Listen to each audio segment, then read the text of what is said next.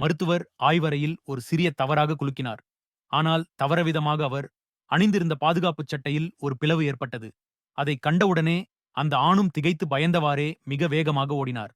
சிறிய தவறும் ஏற்பட்டால் அவருக்கு உயிர் தவிர்க்க முடியாது. ஆனால் அவர் மேலதிகாரிகளிடம் புகார் அளிக்கும் முன்பே வைரஸ் அவரது உடலுக்குள் வேகமாக பரவத் தொடங்கியது. அடுத்த நொடியில் அவர் தரையில் விழுந்து உணர்விழந்தார். அவர் உடனே மருத்துவமனைக்கு கொண்டு செல்லப்பட்டாலும் உடல்நிலை மிகவும் மோசமடைந்து விட்டது. உடல் துடித்துக் கொண்டே இருந்தது. நொடி நேரத்தில் அவர் உயிரிழந்து விட்டார். ஆனால் அப்போது வைத்தியர்கள் அவருக்கு ஐபோலா வைரஸ் இருந்தது என்பது தெரியாமல் இருந்தனர். அவரை தொட்டவர்கள் அனைவரும் ஆபத்துக்குள்ளானார்கள். அரை காலத்தில் அந்த வைரஸ் சிறிய கிராமமெங்கும் பரவிவிட்டது. ஆரம்பத்தில் கிராம மக்கள் இதை ஒரு சாதாரண காய்ச்சலாகவே எண்ணினர். ஆனால் பாதிக்கப்பட்டோர் அதிகரிக்கத் தொடங்க அவர்களின் நோய் தோற்றங்களும் மோசமாகத் தோன்றின. அப்போதுதான் மருத்துவர்கள் இது சாதாரணமல்ல என்பதை கவனித்தனர். ஆனால் அவ்வளவிற்குள் மிகவும் தாமதமாகிவிட்டது. இந்த வைரஸ் நகரத்திற்கு பரவாமல் இருக்க இராணுவம் அந்த கிராமத்தை முற்றிலும் முடக்கியது.